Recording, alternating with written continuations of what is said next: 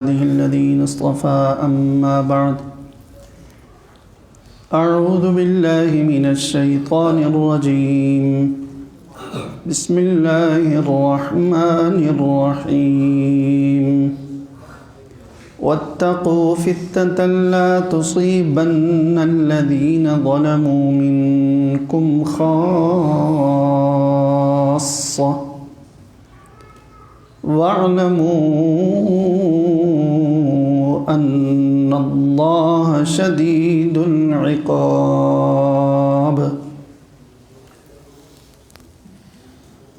سورہ انفال کی آیت نمبر 25 ہے۔ فرمایا کہ ڈرو اس وبال سے لا تصیبن الذین ظلموا منکم خاصہ، جو صرف تم میں سے ان لوگوں پر نہیں آئے گا جو خاص طور پر جنہوں نے ظلم کیا ہے، جرم کیا ہے۔ ڈرو اس وبال سے جو وبال تم میں سے صرف ان لوگوں پر خاص طور پر نہیں آئے گا جنہوں نے ظلم کیا ہے، یعنی سب پر آئے گا۔ ڈرو اس وبال سے جو وبال صرف تم میں سے ان لوگوں پر خاص طور پر نہیں آئے گا جنہوں نے جرائم کیے، گناہ کیے۔ ظلم گناہ ہے۔ وَاعْلَمُوا، اور اچھی طرح جان لو، یہ یقین رکھو کہ اللہ تعالیٰ سخت سزا دینے والا ہے۔ اصل میں عقاب کا جو صحیح معنی ہے نا، وہ اردو میں اس کا پورا ایک لفظ میں ترجمہ آتا نہیں ہے، سزا کا ترجمہ کرتے ہیں۔ یہ وہ سزا ہے جو کسی گناہ کے انجام پر ملتی۔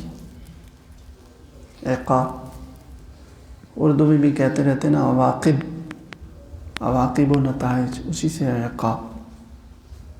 بعد میں کسی کام کے نتیجے میں کوئی چیز پیش آنے والی ہو، تو یعنی ایسے گناہ ہیں کہ جن گناہوں کی پاداش اللہ کی طرف سے بڑی سخت ہوتی ہے۔ پاداش، یہ یقین رکھو۔ یہ آیت بہت زیادہ فکر مندی میں ڈالنے والی ہے۔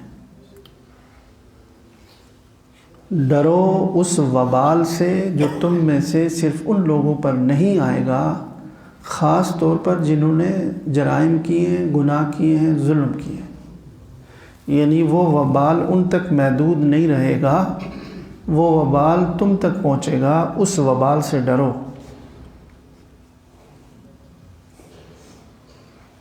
وہ وبال کون سا ہے؟ حضرت عبداللہ ابن عباس رضی اللہ تعالیٰ عنہما نے اس آیت کی تفسیر میں فرمایا کہ اس آیت میں اللہ تعالیٰ مسلمانوں کے معاشرے کو یہ فرض قرار دے رہے ہیں، ضروری قرار دے رہے ہیں کہ صرف اپنی نیکی پر ہی کفایت مت کرو، بلکہ معاشرے میں کوشش کرو کہ برائی پھیلنے نہ پائے، برائی کی روک تھام کی کوشش کرتے رہو، اس کو برداشت نہ کرو، اس کو برداشت نہ کرو۔ نیکی کی بات بتاتے رہو اور برائی اور گناہ دیکھو تو اس کو روکنے کی اور اس کو منع کرنے کی کوشش کرتے رہو۔ حضرت عبداللہ ابن مسعود رضی اللہ تعالیٰ عنہ اور حضرت عائشہ صدیقہ رضی اللہ تعالیٰ عنہا سے روایت ہے، دوسری روایت، کہ رسول اللہ صلی اللہ علیہ وسلم نے فرمایا کہ اللہ تعالیٰ کسی خاص گروہ کے گناہوں کی وجہ سے عام لوگوں کے اوپر عذاب نہیں لاتا اس وقت تک جب تک کہ عام طور پر لوگ اس کو برا سمجھیں، برا کہیں، لیکن جب برائی کو تسلیم اور قبول کر لیا جانے لگے تو اب جو وبال ان کے گناہوں کا ہے وہ ان تک محدود نہیں رہے گا، پھیلے گا۔ یہ جو میں عرض کرتا رہتا ہوں نا، ایک بات کہ یہ اللہ تعالیٰ کا ایک جو قانون ہے، یعنی یہ آیات کسی بزرگ کی نصیحتیں نہیں ہیں، کسی دانشور کی نصیحتیں نہیں ہیں کہ کبھی پوری ہو جائیں کبھی پوری نہ ہوں۔ یہ اٹل قانون ہے۔ یہاں بھی اللہ تعالیٰ یہ بتلانا چاہ رہے ہیں کہ جیسے مادی چیزوں میں آپ دیکھتے ہیں، جسم کی بیماریوں کے بارے میں آپ کو پتہ ہے کہ اگر کوئی وائرس پھیل جائے تو اس وائرس سے بچنے کا ظاہر طریقہ اپنایا جاتا ہے، خود بیماروں کا علاج کیا جاتا ہے، وائرس کو ختم کرنے کی تگودو کی جاتی ہے اور خود احتیاطی تدابیر بھی اختیار کی جاتی ہیں۔ اگر وائرس پھیلے اور آدمی کہے کہ تو دوسرے لوگ بیمار ہوئے، مجھے تو کچھ بھی نہیں ہے، تو کوئی دیر نہیں لگے گی کہ یہ بھی اس میں پھنس جائے گا۔ بالکل اسی طرح ہے، جیسے اللہ کا یہ قانون ہے کہ ایسا ہوتا ہے کہ گندی آب و ہوا کو اگر گندا رہنے دو گے تو بیماری پھیلے گی۔ اور جو ایک پڑوس میں کوئی گلی گندی ہے، کوڑا کرکٹ ڈھیر پڑا ہوا ہے، ساتھ والی گلی صاف ستھری ہے، گھر صاف ستھرا ہے، اس کے باوجود اس کے جراثیم ادھر آئیں گے۔ اس گندگی کو ختم کرو گے تو یہ آپ کی صفائی کام آئے گی، ورنہ یہ بھی کام نہیں ہے۔ اسی طرح ہے کہ گناہوں والی جو زندگی ہے، نافرمانیوں والی جو زندگی ہے، تو وہ اگر اعلان اور سر عام اگر گناہ ہونے لگے تو اس کو دوسرے لوگ اگر برداشت کریں گے، اس کو روک تھام نہیں کریں گے، تو یہ گویا کہ ایسی بات ہوگی کہ آپ کی کو وہ بیماری اور اس بیماری کا جو وبال ہے، یعنی ان گناہوں کا جو وبال ہے، جو بیماری قرار دے دیں اس کو اپنے آپ سے دور کرنے کی جو قوت مدافعت تھی نا، وہی آپ نے ختم کر دی۔ قوت مدافعت برے جراثیم کو روکتی ہے نا، تو گناہوں کے دوسرے کے گناہوں کے وبال کو روکنے کی ایک اندر روحانی قوت مدافعت ہونی چاہیے، اور وہ قوت مدافعت قائم رہے گی جب آپ برائی کو برا کہو گے اور اس کو روکنے کی کوشش کرو گے۔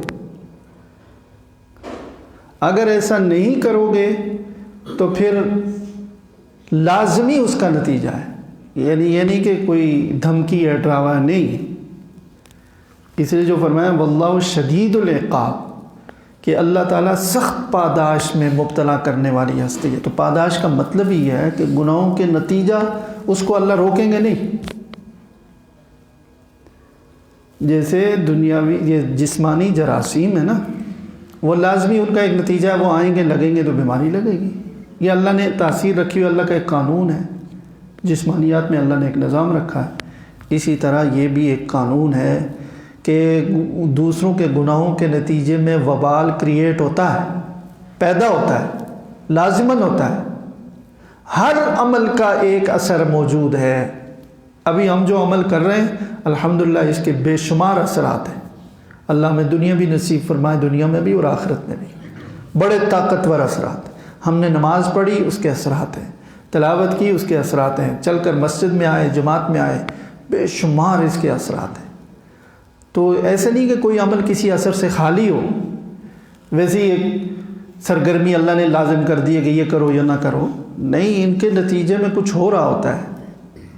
اسی طرح گناہوں کے اثرات ہیں، اور وہ اثرات ہی جو عذاب ہے، جو مصیبتیں ہیں، جو پریشانیاں ہیں، جو تنگیاں ہیں، جو مشکلات ہیں، وہ گناہوں کے اثرات ہیں۔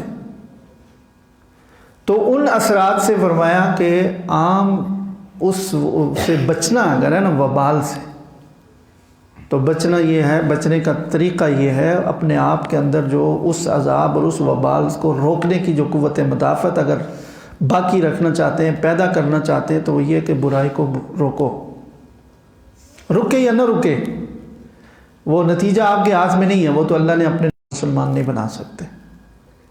دیکھیں آسان سی بات رکھی ہے، کوئی مشکل چیز نہیں رکھی کہ سب لوگ ٹھیک ہو جائیں، گناہ چھوڑ دیں، یہ آپ کے ذمے میں نہیں ہے۔ بری چیز ہے تو نمبر 1 اگر آپ کے طاقت اور قدرت میں ہے تو پھر تو روکیں اسی وقت، بھئی یہ گناہ نہیں ہونا چاہیے۔ روکنے کے 2 معنی ہیں، ایک تو روکنا کہ طاقت سے بالکل ہی یہ ہے دل سے روکنا۔ مَن رَأَىٰ مِنکُم مُنکرًا فَلْیُغَیِّرْهُ بِیَدِهِ فَإِن لَّمْ یَسْتَطِعْ فَبِلِسَانِهِ فَإِن لَّمْ یَسْتَطِعْ فَبِقَلْبِهِ وَذَلِکَ أَضْعَفُ الْایمان۔ مشہور حدیث ہے، سب نے سن رکھی ہے کہ تم میں سے جو بھی آدمی برائی کو دیکھے تو اس کو چاہیے کہ ہاتھ سے روکے، یعنی طاقت، قدرت، اختیار، آرڈر۔ اگر اس کی طاقت نہیں ہے تو زبان سے روکے۔ زبان سے بھی روکنے کی طاقت نہیں ہے، میں نے بتا دیا طاقت نہ ہونے کا مطلب یہ نہیں کہ بول نہیں سکتا، بولنے کے نتیجے میں جو نتائج سامنے آئیں گے ہو سکتا ہے اس کو یہ عام آدمی برداشت نہ کر سکے، کوئی اس کو پریشان کرے، کسی طرح کی مشکل میں اس کو برا بلا کہنا بھی، یہ بھی مشکل میں ہی ڈالنا ہے۔ کوئی قربانی دے، عزیمت کا کام کرے، وہ تو الگ بات ہے، وہ کہے کہ مجھے کوئی مارے بھی، برا بلا بھی کہے لیکن میں کہوں گا یہ غلط ہے، وہ تو عظیم الشان عمل ہے، لیکن وہ سب پر لازم نہیں ہے، وہ ہر آدمی کی اپنی طاقت اور اپنے جذبے پر ہے، اس کو عزیمت کہتے ہیں۔ کہ کوئی اگر اس طرح سے اللہ کا بندہ، اللہ کا ولی وہ کھڑا ہو جاتا ہے کہ یہ نافرمانی اور یہ گناہ برداشت نہیں ہوتے، لیکن یہ سب پر لازم نہیں ہے کہ اگر کوئی سخت رد عمل آئے جس سے آدمی کی عزت یا اس کی جان یا اس کی مال کو خطرہ لاحق ہو تو پھر زبان سے کہنا بھی اس پر لازم نہیں ہے، پھر اس کے لیے یہ ہے کہ دل سے برا جانے اور دعا کرے اللہ سے۔ یہ ہے وہ وبال، یعنی امر بالمعروف اور نہی عن المنکر چھوڑ دینے کے نتیجے میں فرمایا کہ جو وبال آنے والا ہے وہ صرف خاص طور پر انہی پر نہیں آئے گا جو گناہوں میں مبتلا ہیں، بلکہ تم پر بھی آئے گا۔ اس سے بچو کہ وہ پھر خاص طور پر ان پر نہیں آئے گا۔ صحیح بخاری کی حدیث ہے، نبی کریم صلی اللہ علیہ وسلم نے مثال دے کر سمجھایا کہ جو لوگ اللہ کے قوانین کو توڑتے، اللہ کی حدود کو توڑتے ہیں، نافرمانیاں کرتے ہیں، اور دوسرے لوگ ان کو دیکھتے ہیں اور ان کو روکتے نہیں، منع نہیں کرتے، ان دونوں کی مثال فرمایا کہ اس جہاز کی ہے، بحری جہاز کی، جو 2 منزلہ ہو۔ ہوتا یہ ہے کہ نیچے والے جو ہے تو ان کو پانی ضرورت ہے تو غسل کے لیے یا کسی چیز کے لیے، تو وہ اوپر سے ہی جا کر کے پھر لیتے ہیں، یعنی سمندر سے اگر لینا ہوگا تو اوپر کی منزل سے، ڈائریکٹ نیچے سے تو نہیں ہو سکتا، نیچے سے سوراخ کریں گے تو سارا پانی اوپر آ جائے گا، اوپر سے لیتے ہیں۔ تو اب اگر یہ کہیں کہ نیچے کی منزل والے کہیں کہ ہمیں اوپر جانے میں تکلیف بھی ہوتی ہے اور ان کو بھی دشواری ہوتی ہے، تو کیوں نہ یہیں سے ہم کھود کر اپنے لیے پانی الگ نکالیں، اور اوپر کی منزل والے دیکھ رہے ہیں، ان کو پتہ ہے کہ وہ نیچے سوراخ کر رہے ہیں اور وہ ان کو نہیں روکتے، تو نتیجہ کیا ہوگا؟ نتیجے میں صرف نچلی منزل والے نہیں ڈوبیں گے، پورا جہاز ڈوبے گا۔ تو یہی مثال دی کہ اگر برائی کو نہیں روکو گے، یعنی جس کا میں نے کم سے کم درجہ کہ دل میں ایک سخت دکھ ہو، افسوس ہو، اور دعا کرے کہ اللہ مجھے طاقت دے تو اس کو روکو، اتنا بھی اگر نہیں کرتا تو پھر وبال سب پر آئے گا، وبال سے نہیں بچیں گے۔ پھر ایک حدیث میں رسول اللہ صلی اللہ علیہ وسلم نے پچھلی امتوں کا ایک واقعہ بیان فرمایا کہ ایک بستی اور ایک علاقے کے لوگ حد سے زیادہ اللہ کی نافرمانیوں میں مبتلا ہو گئے، تو اللہ تعالیٰ نے فرشتے کو حکم دیا کہ اس بستی کو الٹ دیں۔ تو فرشتے نے عرض کیا، یا اللہ اس میں ایک ایسا آپ کا نیک بندہ بھی ہے کہ وہ تو ہمیشہ عبادت میں لگا رہتا ہے، پلک جھپکتے برابر بھی اس نے نافرمانی نہیں کی، وہ ایک گوشے میں بیٹھا ہے، عبادت میں، ذکر میں، لوگوں کے کاموں سے الگ تلگ ہے۔ فرمایا اس سمیت الٹ دو، اور الفاظ جو حدیث کے وہ یہ ہیں، انہو لم یتمعر فی وجہ، کہ اس کے ماتھے پر، پیشانی پر شکن بھی نہیں آئی. یہ شکن پیدا ہونا ماتھے پر میری وجہ سے، فرمایا میری وجہ سے، اللہ تعالیٰ فرماتے ہیں میری وجہ سے اس کے ماتھے پر شکن بھی نہیں آئی جب اس نے لوگوں کو میری نافرمانی کرتے ہوئے دیکھا. یعنی اس کو ذرا سا غصہ اور افسوس بھی نہیں آیا کہ دیکھو کیا کر رہے ہیں، اللہ کی نافرمانی کر رہے ہیں. اتنا بھی اس نے نہیں کیا. کیا معلوم ہوا کہ وبال سے بچنے کا جو آخری درجہ کم از کم یہ ہے کہ آدمی اس کو برا تو جانے کہ غلط ہو رہا ہے، نہیں ہونا چاہیے، اور آدمی کہے کہ میں بے بس ہوں یا اللہ کیا کروں، ان کو ہدایت دے اور ہمیں اس گناہوں کے وبال سے ہمیں بچا. تو اچھی بات پہنچانی چاہیے اور بری بات سے روکنے کی، منع کرنے کی کوشش اچھے طریقے سے کرتے رہنا چاہیے. اسی کے برے کام سے روکنے کا یہ مطلب نہیں ہے کہ آدمی کوئی لاٹھی مار دے اس کے سر پر اور گالی دے کر اس کو کہے، نہیں، اس کو بتا دے کہ یہ منع ہے. دیکھیں بھائی یہ شریعت میں منع ہے، گناہ ہے، آپ اور ہم سب مسلمان ہیں، تو یہ سخت اس کا وبال آپ پر بھی، ہم پر بھی ہے، سب پر ہوگا. اس طرح سے بات پہنچا دی جائے اچھے طریقے سے تو آدمی بری و ذمہ ہو جائے گا. جہاں تک اپنے خاص ماحول کا تعلق ہے، گھر میں اپنے بچے ہیں، ماتحت ہیں، تو وہاں تو گھر کے سبرا کو وہ لا تعلق ہو کر رہنا تو بہت خطرناک ہے. لا تعلق ہو کر رہنا کہ ان کی زندگی کیسی ہے، کیسے پروان چڑھ رہی ہے، کس طرف جا رہے ہیں، کیا کر رہے ہیں. اچھا لا تعلق بعض والدین بھی کیا کرتے ہیں، اولاد کے ساتھ خوشگوار تعلق قائم رکھنے کے لیے وہ کیا کرتے ہیں، مداہنت کرتے ہیں. دین، مداہنت کا مطلب ہوتا ہے ناجائز نرمی، کہ بیٹے تنگ ہوتے ہیں جی. مجھ سے خود ایک صاحب نے کہا، بڑے ہی نیک آدمی ہیں، کہنے لگے تنگ ہو جاتے ہیں. تو یہ تو ٹھیک ہے کہ تربیت کے لیے، کہنے کے لیے، اولاد کے لیے اس کا اپنا طریقہ ہے، برے طریقے سے نہیں کہا جائے، لیکن لا تعلق ہو کر رہنا کبھی بھی جائز نہیں ہے. ایک دل میں تڑپ بھی ہو، والد دعائیں بھی کر رہا ہے، رفتہ رفتہ نرمی سے کہہ بھی رہا ہے، سمجھا بھی رہا ہے، اور طریقہ کاری ایسا رکھے کہ وہ فتنوں کا دور ہے تو غلط راستے پر نہ جائے. یعنی ان چیزوں کو نظر انداز کرنا معمولی نہیں ہے کہ جی بس آج کل کا تو رواج ہے، سب اسکول جا رہے ہیں، سب کالج جا رہے ہیں، لڑکیاں بھی جا رہے ہیں، لڑکے بھی جا رہے ہیں، اور فلاں بھی دلچسپی ہے، اور یہ ہے اور وہ ہے، سب کے پاس فون بھی ہے، نیٹ بھی ہے، اور ساری چیز ہے. پر کیا کریں، آج کل کا تو جی اب وہ ہے، دور ہی ایسا ہے، ماحول ہی ایسا ہے. اور ذرا سب نے اللہ بچائے اللہ بچائے، اگر خدا نہ خواستہ نشہ کرنے لگے تو تب بھی یہ برداشت کریں گے آپ کہ جی ماحول ہی ایسا ہے. کتنے تڑپیں گے، کیسے کیسے سخت سے سخت پابندی لگائیں گے کہ جو ہیرونچی کے ساتھ اٹھتا بیٹھتا ہے ہمارا بیٹا. کیوں؟ اس لیے کہ وہ سامنے نظر آتا ہے کہ نقصان ہے، اور اس کا یقین ہی نہیں ہے کہ یہ نقصان ہے. یہ اس سے بڑھ کر یقینی بات ہے. واتقوا، وہ تو صرف اس کی ذات کو، جسم کو نقصان ہوگا، یہ تو سب کو لپیٹ میں لے گا. گناہوں پر خاموشی اختیار کرنا بڑوں کا اپنے چھوٹوں کے لیے، یعنی جو ساری سرگرمیاں ہیں گناہ والی اور نافرمانی والی، جو فسق و فجور والی زندگی ہے، اس کو برداشت کرنا اور لا تعلق رہنا، یہ صرف نہیں کہ ان کا نقصان ہے، یہ تو سب کو لپیٹ میں لے گا. ایک موقع پر دیکھیں، میں ایک بات سمجھانے کے لیے عرض کر دوں، بات ختم کرتا ہوں.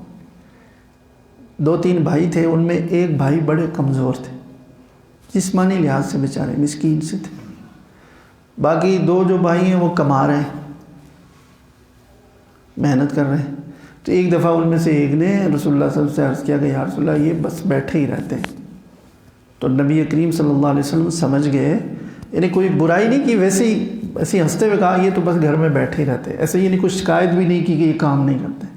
لیکن جناب نبی کریم صلی اللہ علیہ وسلم تو دلوں تک رسائی تھی، حضرت نگاہ پہنچتی تھی، تو سمجھ گئے کہ یہ اس کو بوجھ سمجھ رہا ہے. خود کمائی کر رہے ہیں اور سمجھتے ہیں کہ ہم کما کر کے اس کو کھلا رہے ہیں. تو فرمایا کہ یاد رکھو اسی ضعیف بھائی کی وجہ سے تمہیں روزی مل رہی ہے. کمانا تو ہماری کوشش ہے، یہ کوشش کوئی لازمی نتیجہ تھوڑی ہے کہ ہم کوشش کرنے جائیں تو مل بھی جائیں. دینا تو اللہ کی طرف سے. آدمی جال پھینکتا ہے تو اللہ پر توکل کرتا ہے نا، پانی کے اندر تو اس کو نہیں نظر آ رہا، اللہ چاہتے تو مچھلیاں پھنستی.